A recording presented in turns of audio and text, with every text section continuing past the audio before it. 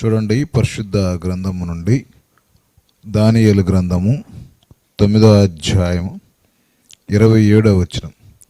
అతడు ఒక వారము వరకు అనేకులకు నిబంధనను స్థిరపరచును.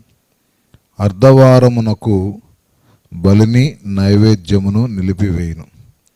హేయమైనది నిలుచు వరకు నాశనము చేయువాడు వచ్చును. నాశనము చేయువానికి రావాలని నిర్ణయించిన నాశనము ముగించు వరకు ఇలాగూ జరుగును. దేవుడు ఈ మాటలు దీవించి ఆశీర్వదించునుగాక. ఆమేన్. ప్రభునందు ప్రియ దేవుని బిడ్డలారా, గమనించండి. ఈరోజు అంశము 7 ఏండ్ల శ్రమకాలం. ఈ 7 ఏండ్ల శ్రమకాలముని 7 సంవత్సరాలు శ్రమకాలము అంటే 7 years ట్రిబులేషన్ అని అంటారు.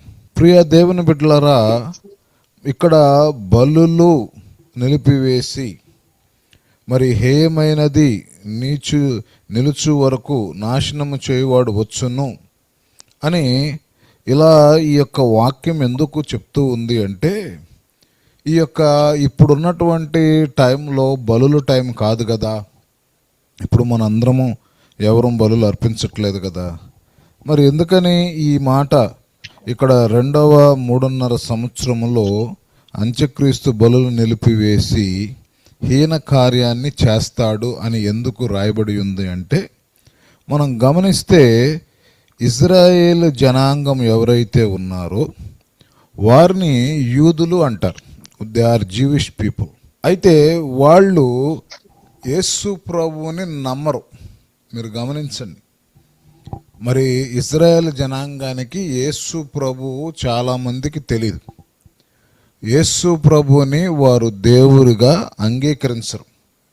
ఎందుకు అంగీకరించరంటే, ఈ యేసు ప్రభు అనేటువంటి అంశం ఏదైతే ఉందో అది క్రిస్టియానిటీ కింద వస్తుంది కాబట్టి, వాళ్ళు జూయిష్ పీపుల్ కాబట్టి వాళ్ళు క్రిస్టియానిటీని అంగీకరించరు. ఆ థియాలజీని, ఆ క్రిస్టియానిటీని, యేసు ప్రభు యొక్క శిలువ మరణాన్ని, దాన్ని వాళ్ళు ఇప్పటికీ అంగీకరించరు.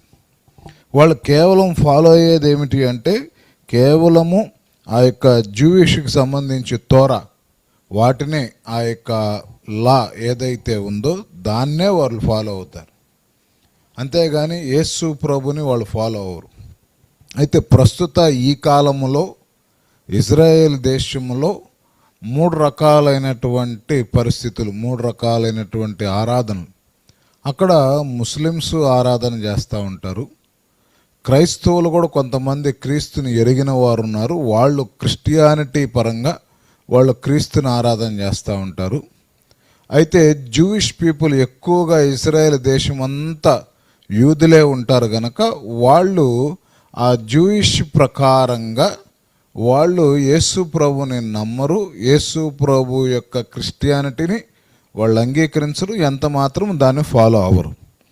కాబట్టి ఇక్కడ మనము చూస్తే మొదటి 3.5 సంవత్సరాలు అపవాది ఏం చేస్తాడు, ఒప్పందం పెట్టుకుంటాడు. ఏమని? నేను అందరితో మంచిగా ఉంటాను అని చెప్పని. తర్వాత 3.5 సంవత్సరాలు ఏం చేస్తాడు, ఆ ఒప్పందాన్ని బ్రేక్ చేస్తాడు.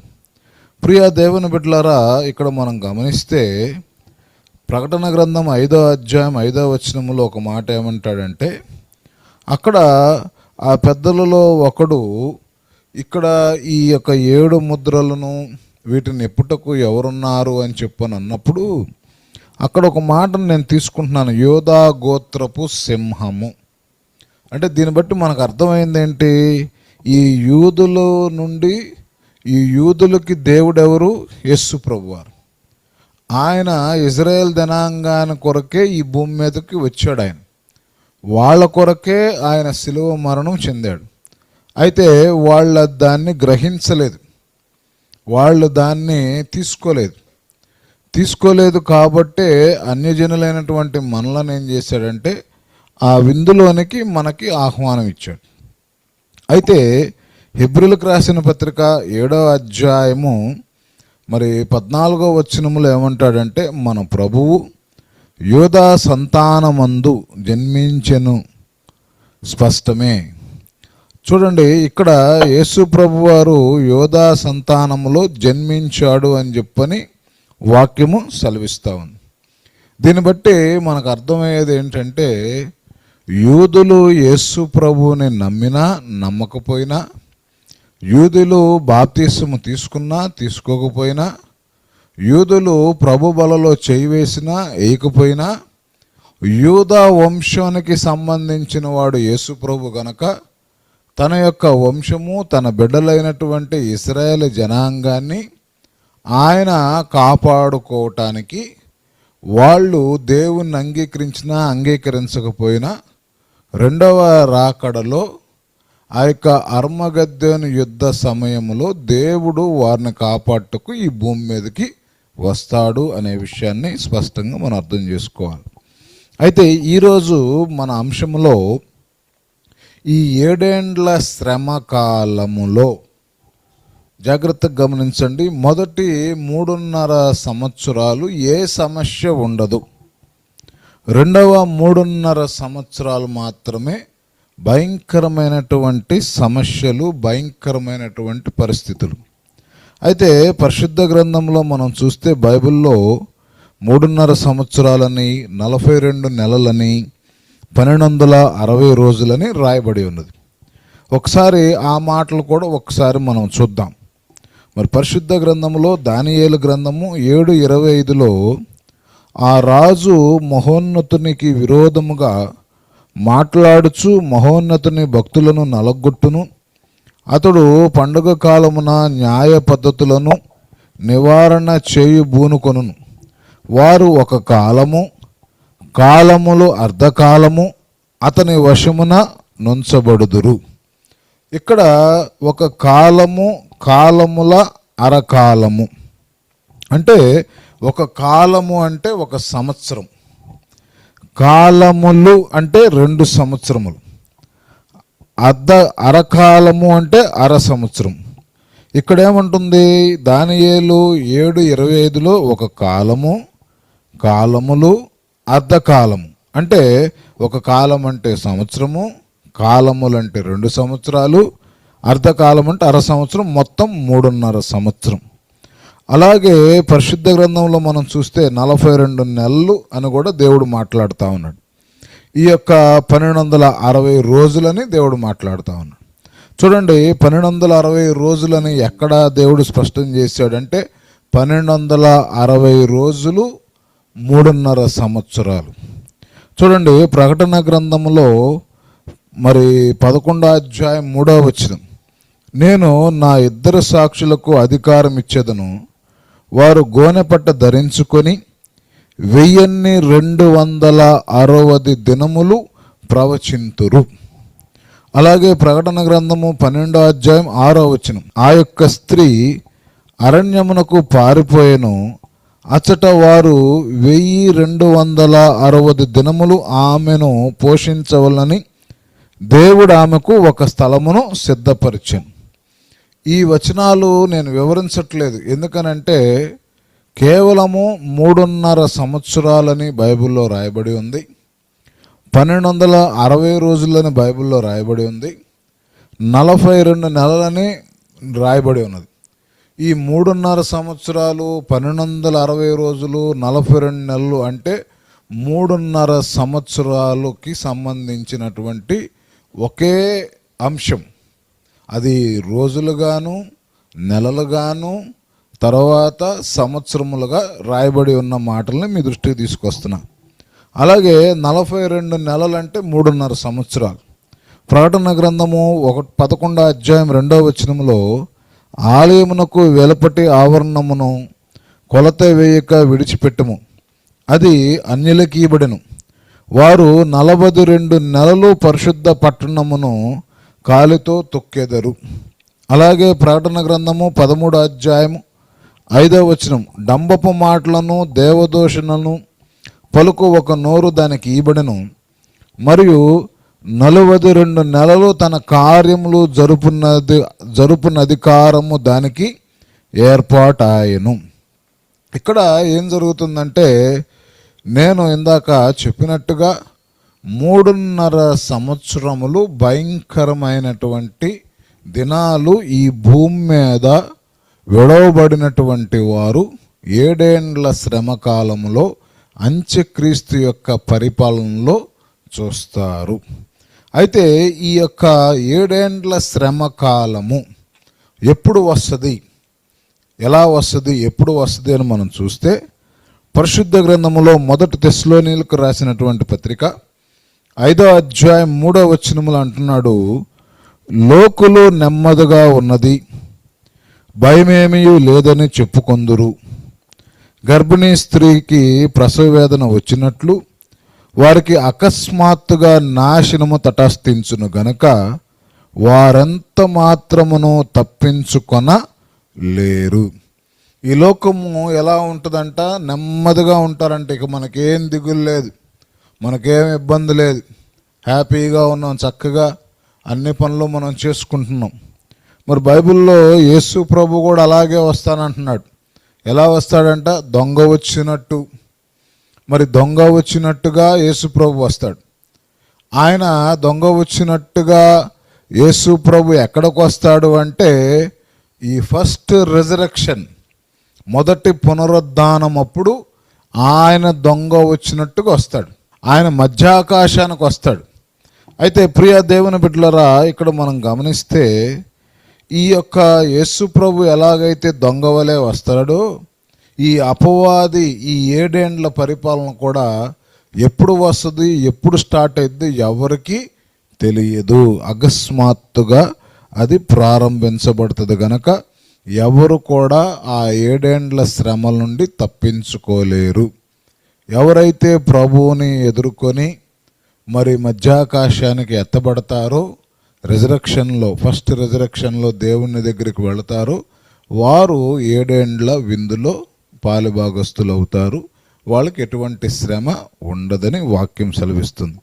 అయితే ఈ 7 ఏండ్ల శ్రమ కాలంలో మొదటి 3.5 సంవత్సరాలు చాలా ప్రశాంతంగా ఉంటుందంట. ఎందుకు అంటే ఈ అంత్యక్రీస్తు ఏం చేస్తాడంటే ముఖ్యంగా ఇశ్రాయేలులతో శాంతి ఒప్పందం చేసుకుంటాడు.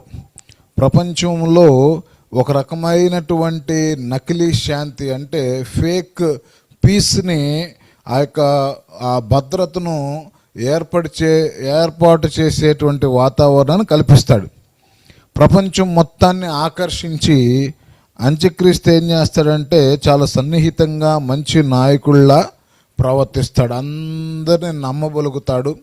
అందరికీ ప్రపంచ శాంతిగా, మంచి వ్యక్తిగా, సమాధానకర్తగా అందరినీ కలుపుకుపోయే విధముగా ఆ మొదటి 3.5 సంవత్సరాల్లో ఉంటాడు. అయితే అతను మొదటి 3.5 సంవత్సరాల్లో సమాధానంగా ఉన్నప్పటికీ, మంచిగా ఉన్నప్పటికీ ఆ 3.5 సంవత్సరాలు అంటే ఆ ఫస్ట్ 3.5 years, సెకండ్ 3.5 yearsలో దేవుని ఉగ్రత కూడా ఆ 7 ఏండ్ల శ్రమ కాలంలో ఒకవైపు అంత్యక్రీస్తు శ్రమ కాలము, మరోవైపు దేవుని యొక్క ఉగ్రత కూడా ఆ భూమి మీద ఉన్న వాళ్ళ మీదకి వస్తుంది. దానికి సంబంధించి పరిశుద్ధ గ్రంథంలో మనం చూస్తే చూడండి, ప్రకటన గ్రంథము 6లో అక్కడ మొదటిగా మరి 7 ముద్రలు దేవుడు విప్పుతూ ఉంటాడు. ఏ సమయంలో? ఈ యొక్క ట్రిబులేషన్ టైంలో, ఈ 7 ఏండ్ల శ్రమ కాలంలో ఆ యొక్క దేవుని యొక్క ఉగ్రత 7 ముద్రలు విప్పుతాడు. ఆ 7 ముద్రలు విప్పినప్పుడు తెల్లని గుర్రము మీద ఒకడు వస్తాడు. అతను నకిలీ శాంతి అంటే ఫేక్ శాంతిని తీసుకొని వచ్చేవాడు ఒకడు ఉన్నాడు. అంటే ఫేక్గా వచ్చేటువంటి దేవుడులాగే తెల్లని గుర్రం, తర్వాత ఎర్రని గుర్రం యుద్ధాలకు సంబంధించి, నల్లని గుర్రం కరువుకు సంబంధించి, పసుపు గుర్రము మరణానికి సంబంధించి. చూడండి, తెల్లని గుర్రం మీద వచ్చే అతను ఎవరు? ప్రకటన గ్రంథము 6వ అధ్యాయం 1-2 వచనాలు.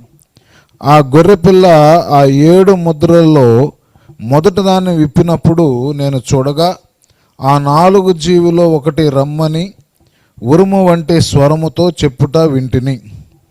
మరియు నేను చూడగా ఇదిగో తెల్లని గుర్రము కనబడెను, దాని మీద ఒకడు విల్లు పట్టుకొని కూర్చుండియను, అతనికి ఒక కిరీటం ఇయ్యబడెను, అతడు జయించుటకు బయలు వెళ్ళెను. జాగ్రత్తగా వినండి, తెల్లని గుర్రములో ఒకడున్నాడు, అతను విల్లు పట్టుకొని కూర్చున్నాడు, అతనికి కూడా కిరీటం ఇయ్యబడింది. ఆ కిరీటం ఇయ్యబడినటువంటి అతను ఏం చేస్తున్నాడంట, జయించుటకు వెళుతున్నాడు. ఇక్కడ మనకి సందేహం రావచ్చు, ఏమనంటే తెల్లని గుర్రం మీద వచ్చేది యేసు ప్రభు కదా, మరేంటి పాస్టర్ గారు ఈ సాతాను అంటున్నాడు, యాంటీ క్రైస్ట్ అంటున్నాడని మీకు సందేహం రావచ్చు. అయితే ఈ తెల్లని గుర్రము గురించి ప్రకటన గ్రంథంలో 2 సందర్భాలు ఉన్నాయి. ఈ కన్ఫ్యూజన్ చాలామందికి ఉంది, ఆ 2 సందర్భాలు. అయితే ఇప్పుడు ఈ తెల్లని గుర్రం మీద ఇప్పుడు చదువుకున్నటువంటి ఈ వాక్య ప్రకారం ఈ తెల్లని గుర్రం మీద వచ్చేటువంటి అతను యేసు ప్రభు కాదు, ఇతను అంత్యక్రీస్తు. ఇతను విల్లు కలిగి ఉన్నాడు చేతిలో. యేసు ప్రభు బైబిల్లో మనం చూస్తే మరి ప్రకటన గ్రంథము 19వ అధ్యాయం 15వ వచనములో జనములను కొట్టుటకై ఆయన నోటి నుండి వాడిగల ఖడ్గము బయలు వెలుచున్నది, ఆయన ఇనపదండములతో వారిని ఏలును, ఆయనే సర్వాధికారి యొగు దేవుని తీక్షణమైన ఉగ్రతను మద్యపు తొట్టి త్రొక్కును. ఇక్కడ యేసు ప్రభు ఎక్కడ విల్లు పట్టుకున్నట్టుగా బైబిల్లో చెప్పలా. యేసు ప్రభు వారు ఖడ్గం పట్టుకొని ఉంటాడు. ఈ అపవాది అయినటువంటి సాతాను, ఆ యొక్క అంత్యక్రీస్తు తెల్లని గుర్రం మీద బయలుదేరి జయించుటకు వెళ్తా ఉన్నాడంటే ఆ 7 ఏండ్ల టైంలో తన యొక్క దేశాలన్నీ జయించాలని, ప్రపంచాన్ని జయించాలని ప్రయత్నము చేయటానికి అతను విల్లు పట్టుకొని వెళ్తున్నాడు. అయితే ఇక్కడ మనము చూస్తే చూడండి, నిజమైనటువంటి తెల్లని గుర్రము, నిజమైనటువంటి యేసు ప్రభును గురించి ప్రకటన గ్రంథము 19వ అధ్యాయం 11 నుంచి 13 వచనాలు తెల్లని గుర్రంపై వచ్చేటువంటి వ్యక్తి యేసు ప్రభు అని చెప్తా ఉన్నాయి. మరియు పరలోకము తెరవబడి ఉండుట చూచితిని, అప్పుడు ఇదిగో తెల్లని గుర్రం ఒకటి కనబడెను, దాని మీద కూర్చుని ఉన్నవాడు నమ్మకమైన వాడును సత్యవంతుడును అను నామము గలవాడు, ఆయన నీతిని బట్టి విమర్శ చేయుచు యుద్ధము జరిగించున్నాడు. ఆయన నేత్రములు అగ్ని జ్వాలములు వంటివి, ఆయన శిరస్సు మీద అనేక కిరీటములుండెను, రాయబడిన ఒక నామం ఆయన కలదు, అది ఆయనకే గాని మన ఎవరికీ లేదు. రక్తములో ఉంచబడిన వస్త్రము ఆయన ధరించుకొని ఉండెను, మరియు దేవుని వాక్యమును నామము ఆయనకు పెట్టబడి ఉన్నది. చూడండి, ఈ తెల్లని గుర్రములో వచ్చేటువంటి వ్యక్తి యేసు ప్రభు అన్నమాట. ఈయనకి అనేక నామాలు ఉన్నాయి, తర్వాత అనేక కిరీటాలు ఉన్నాయి. ఈయనకి యేసు ప్రభు వారికి మనం చూస్తే మరి అగ్ని జ్వాలల వంటి నేత్రములు, ఆయన శిరస్సు మీద అనేక కిరీటములు రాయబడెను, మరి రాయబడిన ఒక నామం ఆయన కలదు, అది ఆయనకే కానీ మన ఎవరికి లేదు. ఇది యేసు ప్రభు. అంటే ఇక్కడ మనము కన్ఫ్యూజన్ అవ్వాల్సిన అవసరం లేదు. ఈ మొదటి 3.5 సంవత్సరాల్లో ఫస్ట్ మనకు కనపడేటువంటి కొన్ని సూచనలు ఏంటంటే 7 ముద్రలు దేవుడు విప్పుతాడు. ఆ 7 ముద్రలు విప్పినప్పుడు అక్కడ అంత్యక్రీస్తు జయించుటకు తెల్లని గుర్రం మీద వస్తాడు. తర్వాత రెండవది ఏమిటి అంట, ఎర్రని గుర్రం. చూడండి, ఈ ఎర్రని గుర్రం దేనికి సాదృశ్యం అంటే యుద్ధాలకి సాదృశ్యం.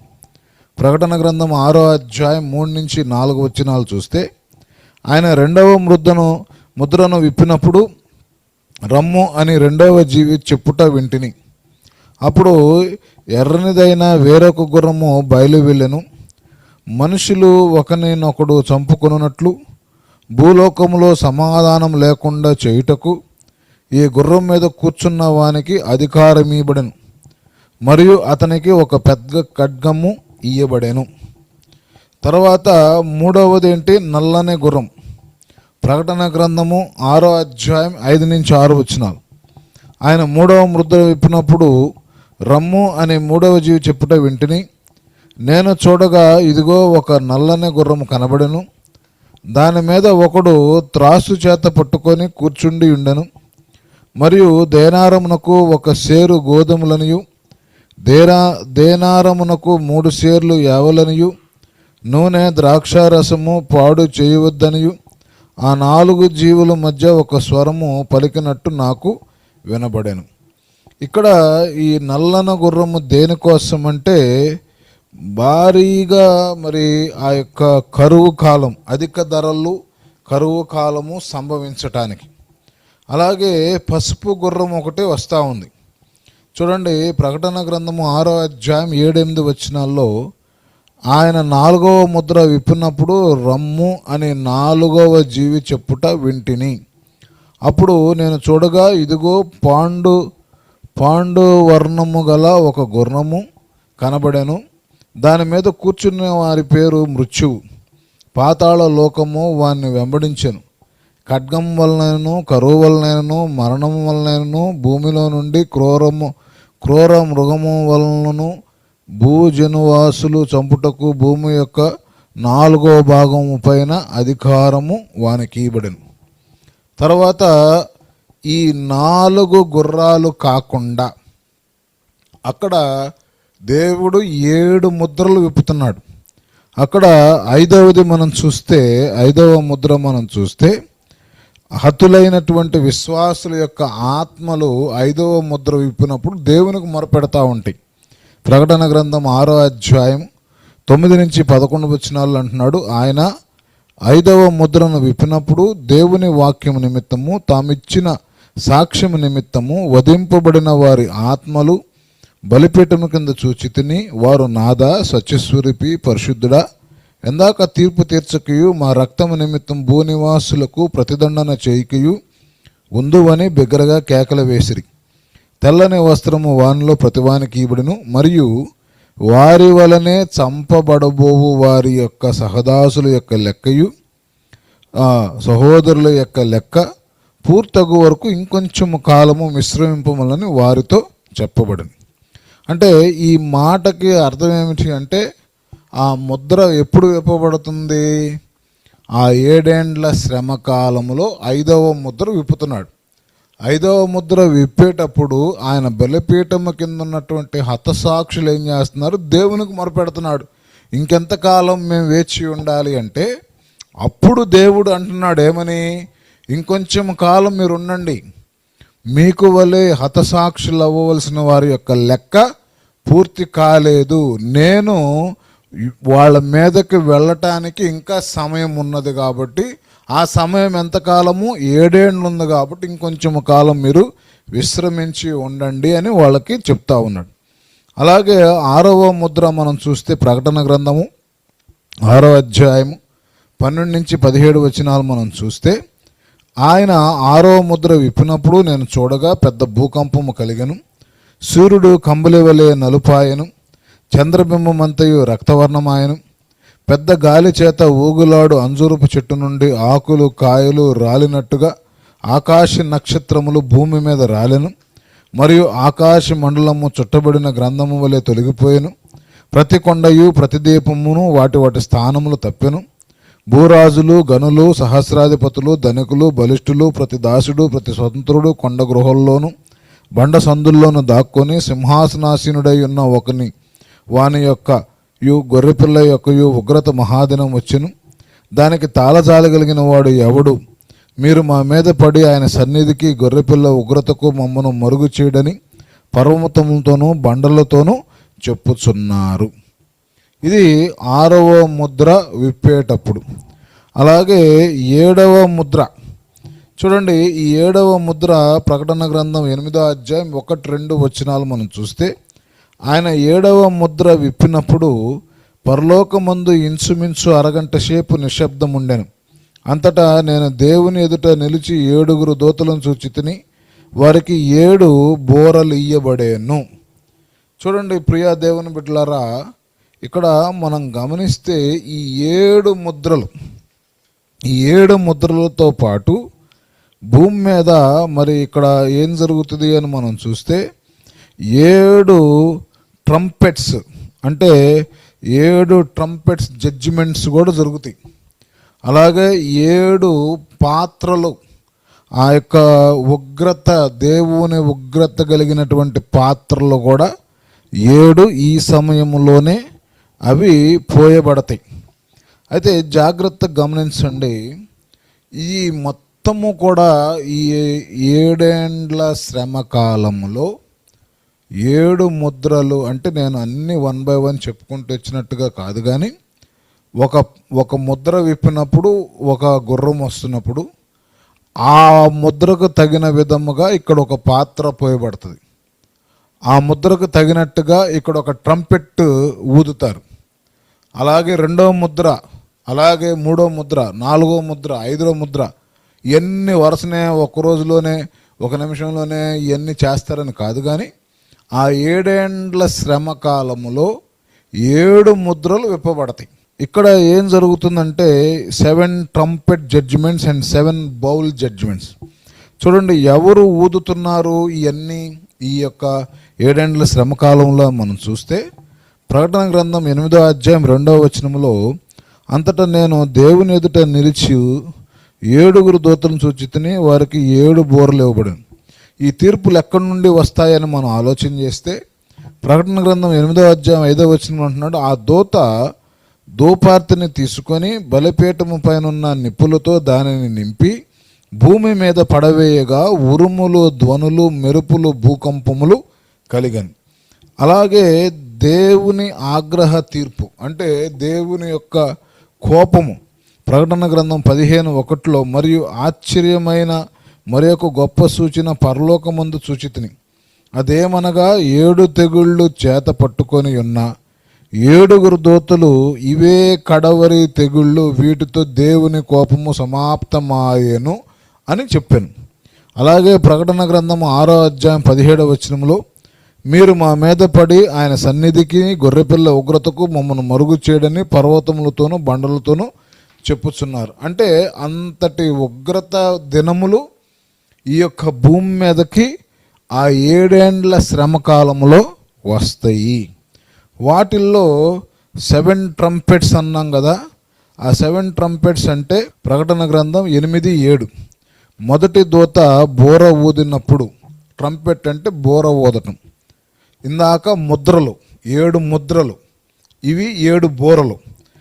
మొదటి దూత బోర ఊదినప్పుడు రక్తముతో మిళితమైన వడగండ్లు అగ్గియు పుట్టి భూమిపైన పడవేయబడును. అందువలన భూమిలో 3వ భాగం కాలిపోయిను, చెట్లలో 3వ భాగము కాలిపోయిను, పచ్చగడ్డి అంతయు కాలిపోయిను. రెండవ బోర ప్రకటన గ్రంథం 8వ అధ్యాయం 8-9 వచనాల్లో, 2వ దూత బోర ఊదినప్పుడు అగ్ని చేత మండుచున్న పెద్ద కొండ వంటిది ఒకటి సముద్రంలో పడవేయబడెను. అందువలన సముద్రంలో 3వ భాగము రక్తమాయను, సముద్రంలోని ప్రాణములు గల జంతువుల్లో 3వ భాగము చచ్చును, ఓడలలో 3వ భాగము నాశనమాయను. అలాగే ప్రకటన గ్రంథము 8వ అధ్యాయం 10-11 వచనములో 3వ దూత బోర ఊదినప్పుడు దివిటి వలె మండుచున్న ఒక పెద్ద నక్షత్రము ఆకాశము నుండి రాలి నదులు 3 భాగముల మీద నీటి బుగ్గల మీదను పడెను. ఆ నక్షత్రమునకు మాచిపత్రి అని పేరు. అందువలన నీళ్ళల్లో 3వ భాగము మాచిపత్రి ఆయను. నీళ్లు చేదిదైపోయినందున వాటి వలన మనుషుల్లో అనేకులు చచ్చిరి. అలాగే 4వ బోర ప్రకటన గ్రంథం 8:12, 4వ దూత బోర ఊదినప్పుడు సూర్య చంద్ర నక్షత్రముల్లో 3వ భాగము చీకటి కమ్మెను.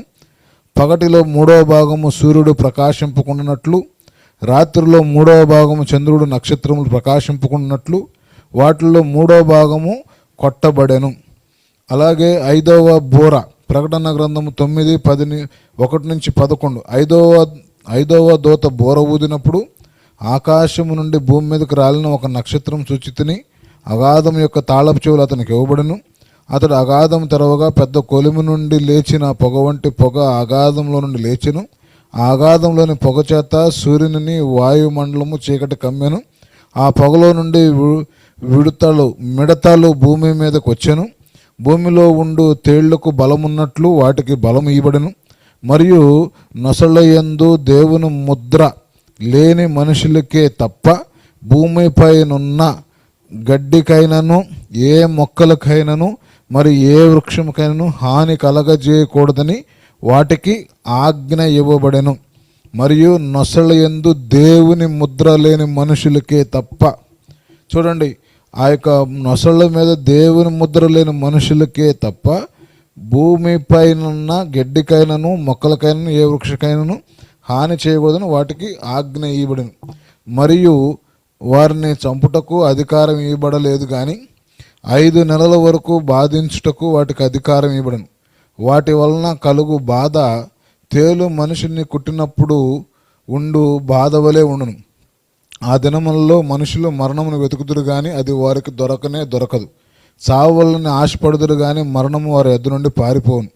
ఆ మిడతల రూపములు యుద్ధమునకు సిద్ధపడిన గుర్రములను పోలి ఉన్నవి. బంగారము వలె మెరియు కిరీటములు వంటివి వాటికి తల మీద ఉండెను. వాటి ముఖములు మనుషుల ముఖములు వంటివి. స్త్రీల వెంట్రుక వంటి వెంట్రుకలు వాటికి ఉండెను. వాటి పండ్లు సింహపు కోర్ల వలె ఉండును. ఇనుప మైమరుపులు వంటి మైమరుపులు వాటికి ఉండెను. వాటి రెక్కల ధ్వని యుద్ధమునకు పరిగెత్తినట్టు విస్తారమైన గుర్రపు రథముల ధ్వని వలె ఉండెను.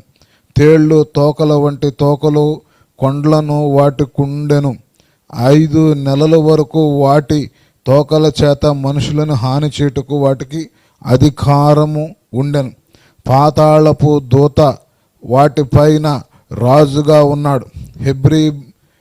హెబ్రీ భాషలో వానికి అబుద్దోని అని పేరు. గ్రీకు దేశ భాషలో వానికి అపోల్లోయును అనేటువంటి పేరు. ఇది ఏంటంట, 5వ బోర ఊదినప్పుడు జరిగేటువంటి సంఘటన.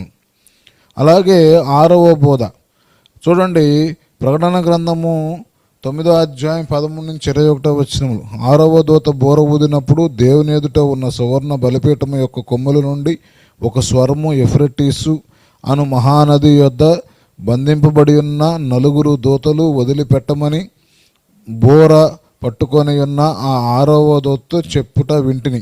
మనుషుల్లో 3వ భాగమును సంహరింపవలని అదే సంవత్సరమున అదే నెలలో అదే దినమున అదే గంటకు సిద్ధపరచబడిన ఆ 4 దూతలు వదిలిపెట్టబడిరి.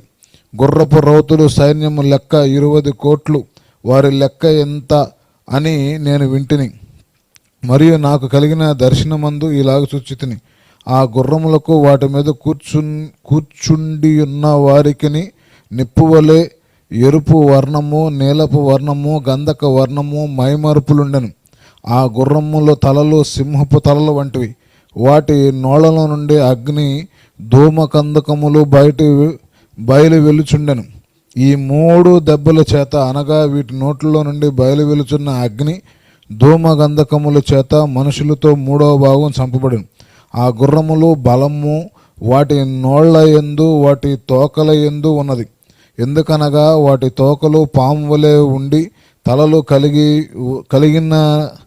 కలిగినవై నందున వాటి చేత అవి హాని చేయును.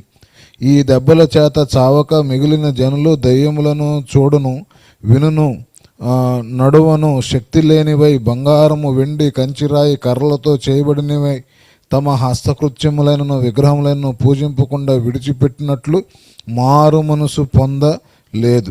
మరియు తాము చేయుచున్న నరహత్యలు, మాయమంత్రములను, జారత్వమును చేయకుండానట్లు వారు మారు మనసు పొందిన వారు కారు. 6వ బోర ఊదినప్పుడు జరిగేటువంటి విషయాలు. అయితే 7వ బోర చూడండి, ప్రకటన గ్రంథం 11వ అధ్యాయం 15 నుంచి 19 వచనాలు మనం చూస్తే, 7వ దూత బోర ఊదినప్పుడు పరలోకంలో గొప్ప శబ్దం పుట్టెను. ఆ శబ్దములు, ఈ లోక రాజ్యము మన ప్రభువు రాజ్యము, ఆయన క్రీస్తు రాజ్యము, ఆయన యుగయుగముల వరకు ఏలునను. అంతటా దేవుని ఎదుట సింహాసనాసీనులగు ఆ 24 పెద్దలు సాష్టాంగపడి దేవునికి నమస్కారం చేసి, వర్తమాన భూతకాలంలో ఉండు దేవుడైన ప్రభువా, సర్వాధికారి, నీవు నీ మహాబలము స్వీకరించి ఏలుచున్నావు గనక మేము నీకు కృతజ్ఞతాస్తుతులు చెల్లించున్నాం. జనములు కోపగించినందున నీకు కోపం వచ్చెను. మృతులు తీర్పు పొందుటకును నీ దాసులకు ప్రవక్తులకును పరిశుద్ధులకును నీ నామమునకు భయపడిన వారికి తగిన ఫలమిచ్చుటకును గొప్పవారేమి కొద్దివారేమి భూమిని నశింపజేయు వారిని నశింపజేయుటకును సమయము వచ్చియున్నదని చెప్పారు. మరియు పరలోకమందున్న దేవుని ఆలయము తెరవబడగా దేవుని నిబంధన మందసము ఆయన ఆలయంలో కనబడను. అప్పుడు మెరుపులను ధ్వనులను ఉరుములను భూకంపమును గొప్ప వడగండ్లను పుట్టెను. ఇవన్నీ కూడా 7 బూరలు. ఇందాక 7 ముద్రలు, ఇప్పుడు 7 బూరలు, బౌల్స్. వాటిని ఏమంటారంటే ప్రకటన గ్రంథము 16 అధ్యాయము 2వ వచనం. అంతటా మొదటి దూత వెలుపలకు వచ్చి తన పాత్రను భూమి మీద కుమ్మరింపగా ఆ క్రూర మృగము యొక్క ముద్రగల వారికిని దాని ప్రతిమకు నమస్కారము చేయు వారికిని బాధాకరమైన చెడ్డ పుండ్లు పుట్టెను. అలాగే 2వ పాత్ర, ఇప్పుడు వీటిని ఏమంటారు? పాత్రలు అంటారు. 2వ దూత తన పాత్రను సముద్రములో కుమ్మరింపగా సముద్రము పీనుగు రక్తం వంటిదాయను, అందువలన సముద్రంలో ఉన్న జీవ జంతువులన్నీ చచ్చును. ఇట్లా 3వ పాత్ర ఉంది, 4వ పాత్ర, 5వ పాత్ర, 6, 7వ పాత్ర. ఈ 7 పాత్రలన్నీ కూడా మనకి ప్రకటన గ్రంథము 16వ అధ్యాయంలో ఉంటాయి. అవి మీరు తర్వాత చదవండి. అయితే ఇక్కడ నేను చెప్పాల్సినటువంటి ఇంకొంత అంశము ఏమిటి అని మనం చూస్తే, తర్వాత 2వ 3.5 సంవత్సరాలు, మత్తయి సువార్త 24వ అధ్యాయం 15 నుంచి 21 వచనం. కాబట్టి ప్రవక్త అయిన దానియేలు ద్వారా చెప్పబడిన నాశనకరమైన హేయమైన వస్తువు పరిశుద్ధ స్థలముందు నిలుచుట మీరు చూడగానే చదువువాడు గ్రహించునుగాక. యూదులలో ఉండువారు కొండలకు పారిపోవలను, మిద్దెల మీద ఉండువారు తమ ఇంట్లో నుండి ఏదైనాను తీసుకొని పోవుటకు దిగకూడదు. తర్వాత పొలములో ఉండువారు తన బట్టలు తీసుకొని పోవుటకు ఇంటికి రాకూడదు. అయ్యో, ఆ దినములో గర్భిణీ స్త్రీలకు పాలిచ్చు వారికి శ్రమ. అప్పుడు మహాశ్రమ కలుగును గనక మీరు పారిపోవుట చలికాల మందైనను విశ్రాంతి దినమందైనను సంభవింపకుండవలనని ప్రార్థించుడి. లోకారంభము నుండి ఇప్పటి వరకు అట్టి శ్రమ కలగలేదు, ఇక ఎన్నడూ కలగబోదు. అంత భయంకరమైనటువంటి రీతిలో ఈ యొక్క అంత్యక్రీస్తు యొక్క పరిపాలన ఉంటుంది. ఆ సమయంలో ఏం జరుగుతుందంటే, ప్రధానంగా జరిగేటువంటి సంఘటనలు, అంత్యక్రీస్తు ఒప్పందం పెట్టుకుంటాడు కదా, నేను సమాధానంగా ఉంటానని. ఆ ఒప్పందాన్ని చెడగొడతాడు. దానియేలు 27లో అతడు 1 వారం వరకు అనేకులకు నిబంధనను స్థిరపరుస్తాడు. అర్ధవారమున బలినైనను నైవేద్యం నిలిపివేయును. అంటే 3.5 సంవత్సరాల తర్వాత ఆ యొక్క నిబంధన కొట్టివేసేస్తాడు. తర్వాత 2వది ఏం చేస్తాడు? యెరూషలేము దేవాలయంలోకి ప్రవేశించి అతనే దేవుణ్ణని ప్రకటించుకుంటాడు. ఇక నేనే దేవుణ్ణని. చూడండి, 2 తెస్సలోనికి రాసిన పత్రికలో 2వ అధ్యాయం 3-4 వచనంలో, మరి మొదటి భ్రష్టత్వము సంభవించి నాశనపుత్రుడు పాప పురుషుడు బయలుపడితేనే గాని ఆ దినము రాదు. ఏది దేవుడు అనబడునో, ఏది పూజింపబడునో దానంతటిని ఎదిరించుచు, దానంతటికి పైగా వాడు తన్ను తాను హెచ్చించుకొనుచు, తాను దేవుడునని తన్ను కనపరుచుకొనుచు దేవుని ఆలయంలో కూర్చుండును గనక ఏ విధముగానైనాను ఎవడును మిమ్మును మోసపురచనీయుకుడి. ఇక్కడ ఈ యొక్క 3.5 years, రిమైనింగ్ 3.5 years వీడు నిబంధన రద్దు చేస్తాడు. ఈ అంత్యక్రీస్తు ఏం చేస్తాడు? నేనే దేవుణ్ణి అంటాడు. ఒక ప్రతిమను తీసుకొని వస్తాడు. చూడండి, మత్తయి సువార్త 24:15 వచనం అంటాడు, కాబట్టి ప్రవక్త అయిన దానియేలు ద్వారా చెప్పబడిన నాశనకరమైన హేయ వస్తువు పరిశుద్ధ స్థలం ముందు నిలుచుట మీరు చూడగానే చదువువాడు గ్రహించును గాక అని చెప్పని యేసు ప్రభువారు స్వయంగా చెప్తాడు ఈ భూమి మీద ఆ మాట. మరి దానియేలు గ్రంథంలో ఏమని చెప్పబడింది ఈ హేయమైనటువంటి వ్యక్తి గురించి అని మనం చూస్తే, దానియేలు గ్రంథము 12వ అధ్యాయం 11వ వచనం, అనుదిన బలి నిలుపు చేయబడిన కాలము మొదలుకొని నాశనము కలుగజేయు హేమైన దానిని నిలబెట్టు వరకు 1290 దినములు అగును. అంటే ఇక్కడ మనం గమనిస్తే ఈ నాశన పుత్రుడు, ఈ యొక్క యాంటీ క్రైస్ట్ ఏం చేస్తాడు?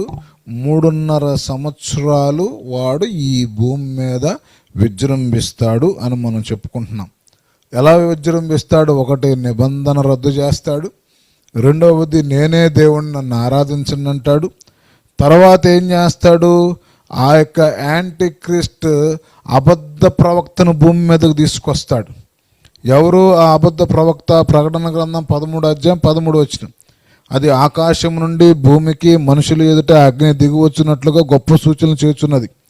తర్వాత ఆ యొక్క 13:15 మనం చూస్తే, మరియు ఆ మృగము యొక్క ప్రతిమ మాట్లాడినట్లు ఆ మృగము యొక్క ప్రతిమకు నమస్కారము చేయని వారికి హతము చేయనట్లు ఆ మృగము యొక్క ప్రతిమకు ప్రాణం ఇచ్చుటకై దానికి అధికారం ఇవ్వండి.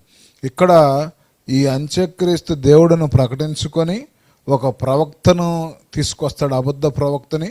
వాళ్ళు కలిసి ఏం చేస్తారు? ఒక ప్రతిమను తీసుకొస్తారు. ఆ ప్రతిమకు నమస్కారం చేయాలంటారు. ఆ తర్వాత 666 అనేటువంటి ముద్రను తీసుకొస్తారు. ఆ ముద్ర ప్రకారం ఎవరైతే క్రయ విక్రయాలు చేయాలనుకుంటున్నారో, చూడండి ఆ మాటలు చదువుకుందాం. ప్రకటన గ్రంథం 13:17-18. ఆ ముద్ర అనగా ఆ మృగము పేరును దాని పేరిట సంఖ్యను గలవాడు తప్ప క్రయ విక్రయములు చేయుటకు మరి ఎవనికి అధికారం లేకుండానట్లు అది వారిని బలవంతము చేయుచున్నది. బుద్ధి గలవాడు మృగం యొక్క సంఖ్యను లెక్కింపునిమ్ము, అది ఒక మనుషుని సంఖ్యే, ఆ సంఖ్య 666. ఇందులో జ్ఞానము కలదు. కాబట్టి ప్రియ దేవుని బిడ్డలారా, ఇక్కడ మనం గమనిస్తే ఇవన్నీ కూడా మరి ఎప్పుడు జరుగుతాయి అంట? ఈ 7 years ట్రిబులేషన్ టైంలో మొదటి 3.5 సంవత్సరాలు నెమ్మదిగా ఉన్నప్పటికీ ఆ మొదటి 3.5 సంవత్సరాలు భూమి మీద దేవుని యొక్క ఉగ్రత ఉంటుంది. రెండవ 3.5 సంవత్సరాలు దేవుని యొక్క ఉగ్రత ఉంటుంది, అంత్యక్రీస్తు యొక్క హింస ఉంటుంది. అంటే ఇక ఆ దినాలు ఎంత భయంకరంగా ఉంటాయి అనేది ఒక్కసారి మనము జ్ఞాపకం చేసుకోవాలి. దేవుడి మాటలు దీవించి ఆశీర్వదించును గాక. అందరం చెప్దామండి, ఆమేన్.